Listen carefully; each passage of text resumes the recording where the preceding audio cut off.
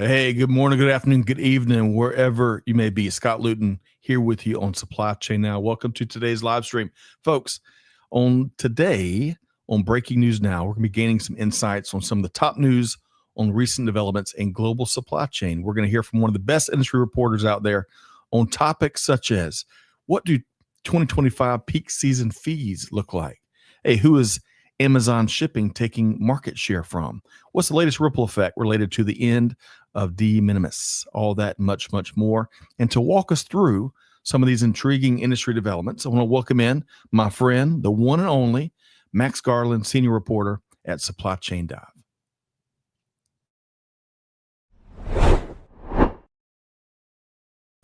Max, how you doing today? Great, Scott. Good to be back once again. I'm like that we're getting a regular cadence out of this. No doubt. You're back by popular demand. The people demanded it, Max Garland. I tell you, kidding aside, we really enjoyed your reporting and your analysis on an installment of Breaking News Now last month. We just had to have you back. But before we dive into 5 great stories here today, I want to level set with folks out there. Would you share a little bit about what you regularly cover at Supply Chain Dive, Max? Sure, yeah. So I'm a senior reporter at Supply Chain Dive, covering all things delivery and logistics. So if you're managing a supply chain out there and using the likes of FedEx, UPS, the Postal Service, I write articles on what those carriers are doing regularly, how it impacts their customers.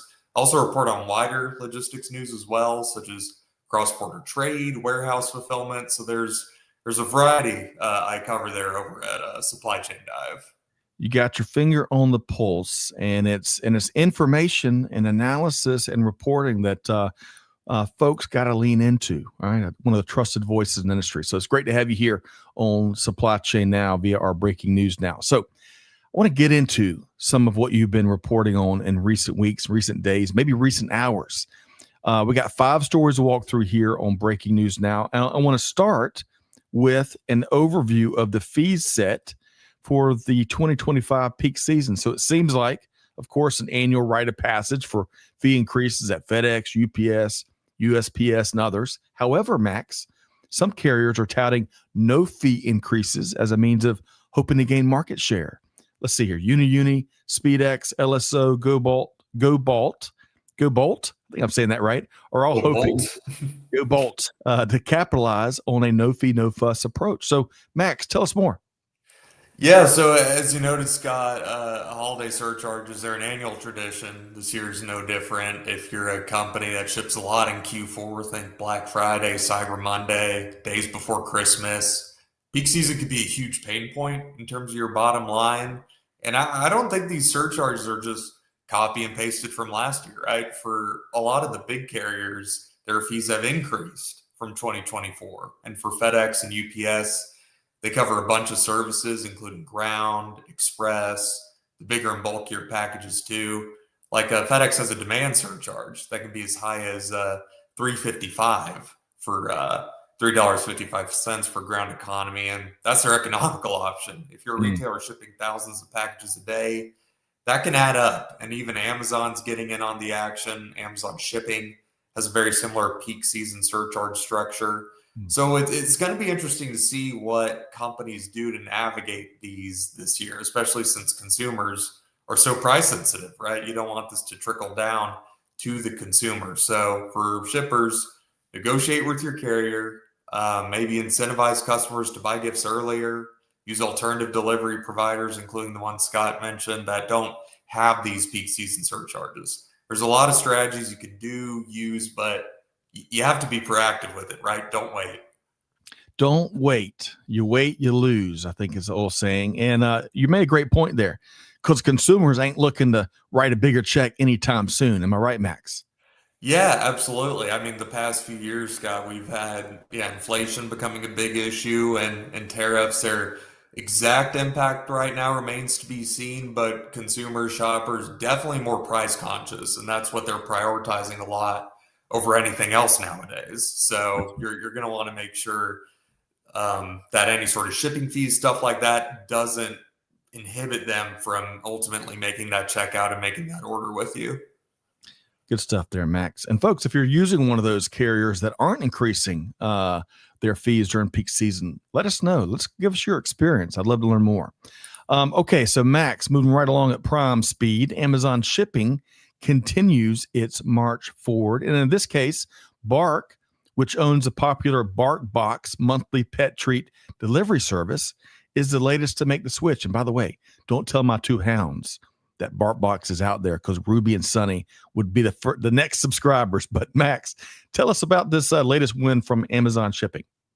Yeah, well, we talked earlier about Amazon mirroring those FedEx and UPS holiday fees to an extent, and now Amazon's beginning to look a lot like FedEx and UPS in other ways. They're attracting shippers that previously used more traditional carriers, instead using their service, Amazon Shipping, which makes deliveries for orders everywhere, even outside of Amazon's website, right? So we at Supply Chain Dive have covered some notable examples recently of companies opting to use Amazon Shipping instead of an old school established option. And one is a familiar name for a lot of dog owners.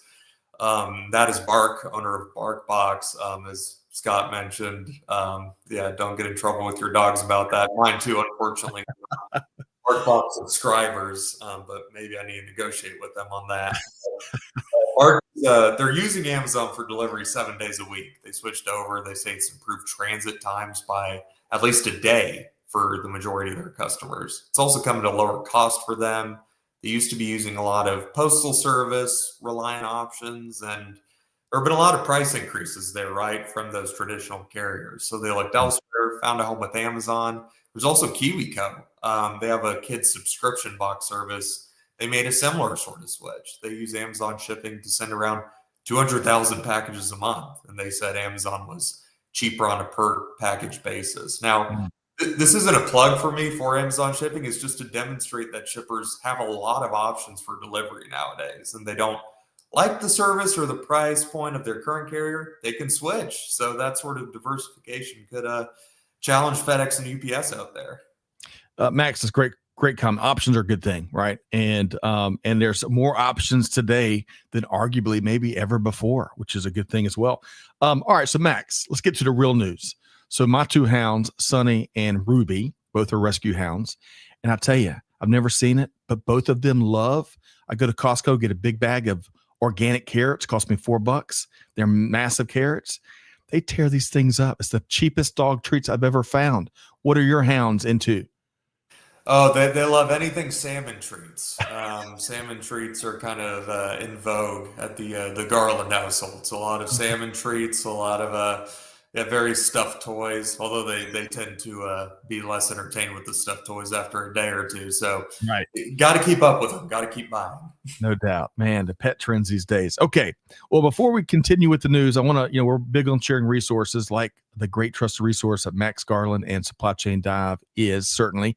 But folks, I want to invite you to join us on October 21st for our regular monthly leadership series that we call The Bridge, where the one and only Deborah Dole is going to join us to tell us how we can optimize our digital transformer leadership ability. So come join us on October 21st. Okay, so Max, let's see here. Let's talk about UPS for a moment, because the ripple effect from the major mover and shakers navigation of a bevy of buyouts continues. And a lot of those buyouts have come at the driver and management ranks. Max, what's the latest here? Yeah, so for those who haven't been keeping up, UPS is offering buyouts for drivers for the first time in its very long history. The buyout started at the end of August, and at the end of September, UPS started buying out operations managers too, or that's what the announced date was. But from the sources I talked to and what UPS has said, Scott, it's really geared toward those more senior drivers who have a lot of years, likely at the top end of the pay scale, that UPS is trying to entice here. So they get younger and cheaper in their workforce, that can help their bottom line. But I think what we're all going to be watching closely to see is how this impacts service without some of that tribal knowledge of drivers who have been there for decades, right? Or operations leaders. Does that impact service? Right. It's a risk. And while this has been happening, the Teamsters Union, which represents a lot of UPS employees, is saying there's a big overtime problem currently. So will more buyouts strain that issue? Because UPS's workforce has shrunk quite a bit since the heights of the pandemic already, and the holidays aren't that far away, Scott, as they're doing these buyouts. So if you drop the ball as a delivery company during that time, that can hurt your reputation. So we'll have to see how they handle it and if they handle it smartly. Yeah, it really is interesting times for the dominant major carriers and the upstarts. So appreciate your reporting analysis there as always. Speaking of change, de minimis came to an end on August 29th, I believe, right? And the ripple effect, Max, the ripple effect is still being felt across industry. Tell us some of your latest observations here. Yeah, so the end of de minimis, it's been a recurring topic for us here, Scott, in our chats, and there's a good reason for why that is. It's because it's forcing a lot of companies to drastically rethink how their supply chain should operate. So de minimis was a rule. It allowed low-cost imports into the US, less than 800, to enter duty and tax-free as of August 29th, as you mentioned. No longer the case. So if you're in the US and you order a shirt from Canada, it has to face the same tariffs as a big container of shirts. And that's a problem Lululemon is facing right now as one of the big examples.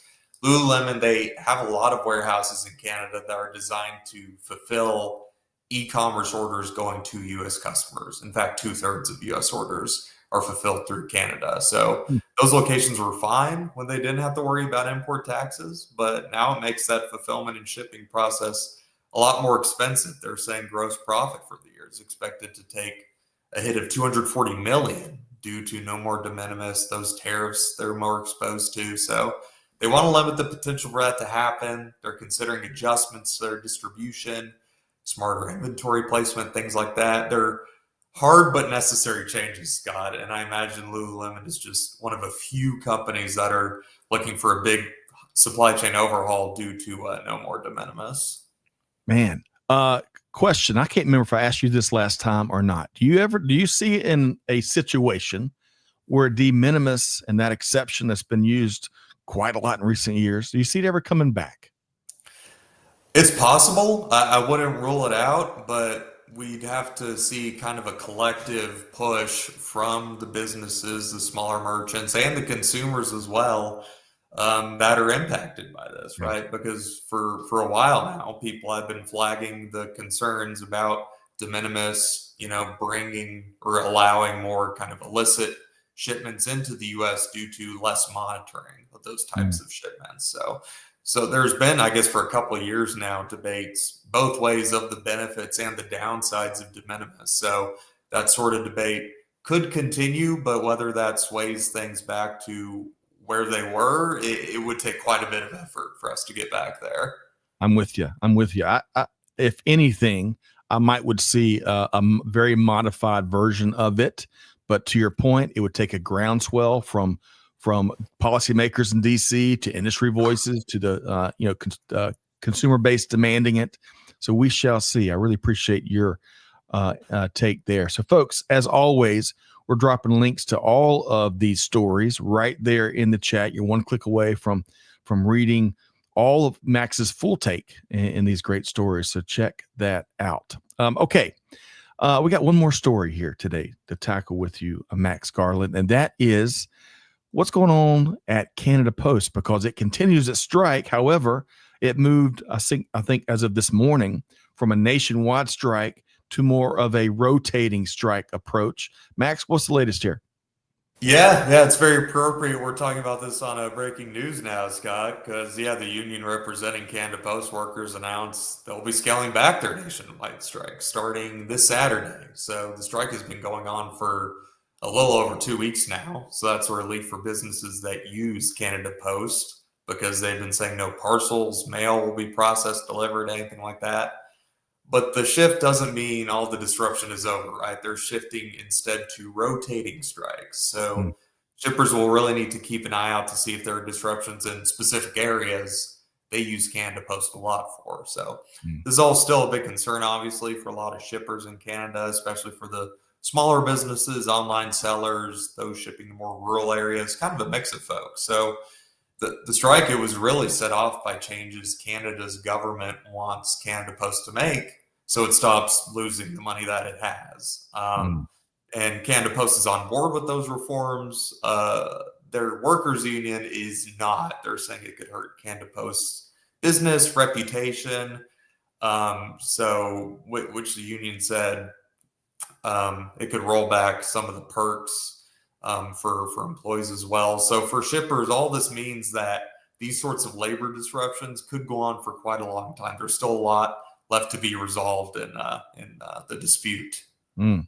We're going to keep our finger on the pulse there. And you're kind of on a similar note with the USPS here in the United States. You and I and Kevin L. Jackson had an interesting conversation a few months back.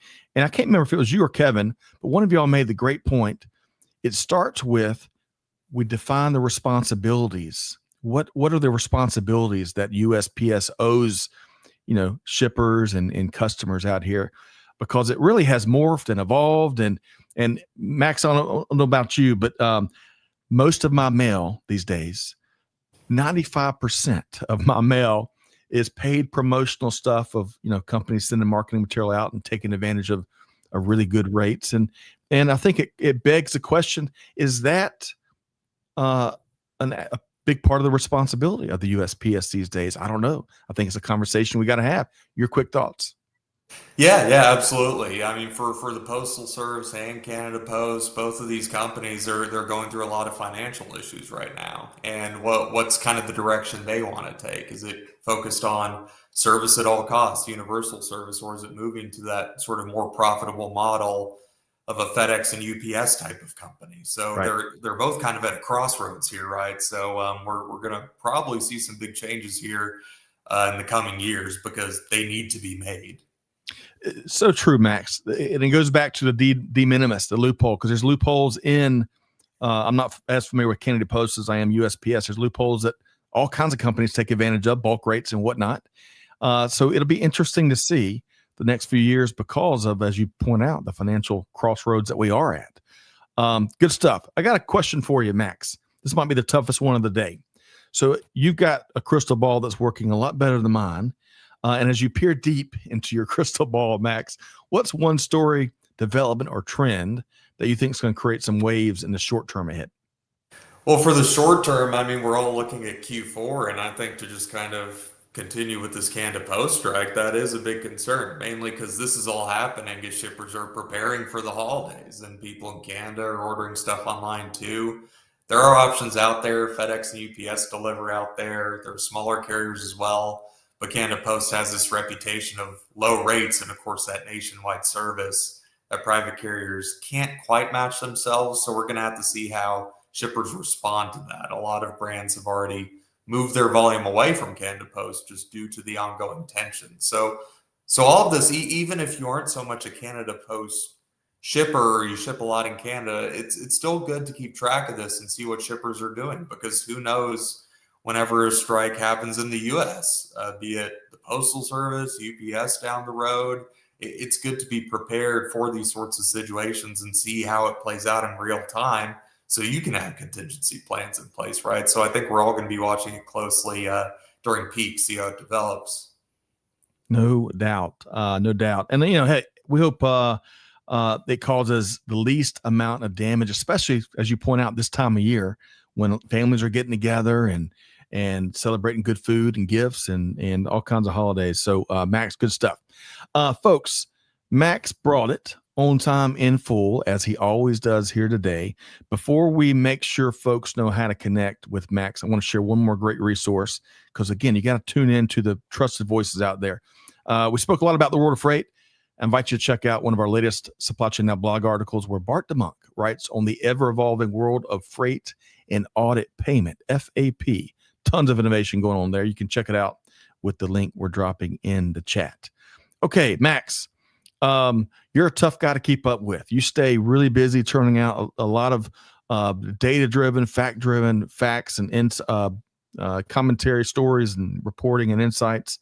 How can folks, though, track down one Max Garland in Supply Chain Dive? Well, there are two good ways to do that, I'd say. One is to subscribe to the Supply Chain Dive newsletter. We have a variety of newsletters, actually, including a daily news roundup, along with weekly editions that are geared more towards a particular topic if you're interested. So you can find that on supplychaindive.com and pick out the ones you like, be it logistics, procurement, or just general news. The other is my LinkedIn page. Just search Max Garland, give me a follow. I post regularly on there about some of the stories I've covered, and the comments on those posts can be fun to follow as well. A lot of industry folks weighing in. So it's a great resource as well for those wanting to keep up with all this news we've talked about. Max, no doubt. And as we talked about, I think last time, the conversations in those comments, there are some golden nuggets there for sure. Max, really appreciate you joining us here today on Breaking News Now. And folks, Max, again, is one of the best. If you're not checking out what he and the team are doing at Supply Chain Dive, you're missing out. It's one of my go-tos. And Max, cover your ears, but I love the Wall Street Journal's logistics report and their regular newsletter as well. Those two are great sources to know what's going on. Max Garland, really appreciate you being here today. I look forward to you joining us. I think we got you lined up for November and December too. Is that right? We do. So until next time, Scott. And then we'll discuss the latest and greatest news then. Outstanding. We got through Max's agent and we got him booked, and it's terrific to have him here, folks. We're gonna make it really easy. You can check out, follow, connect Max on LinkedIn. You got the link right there. And I encourage you to do just that. All right, everybody. I hope you enjoyed and learned from this conversation as much as I have. Love Max's perspective. Hey, the pace of global business velocity, it's only getting faster and faster. You got to stay informed by turning to trusted sources of sound information and analysis. And as I told you, Max Garland is one of the best in the biz. Be sure to connect with him and the Supply Chain Dive team, supplychaindive.com. And again, you can follow Max, connect with Max on LinkedIn. So all that said, Scott Luton here on behalf of the Supply Chain Now team, challenging you to do good, give forward, be the change that's needed. And we'll see you next time right back here on Supply Chain Now. Thanks, everybody.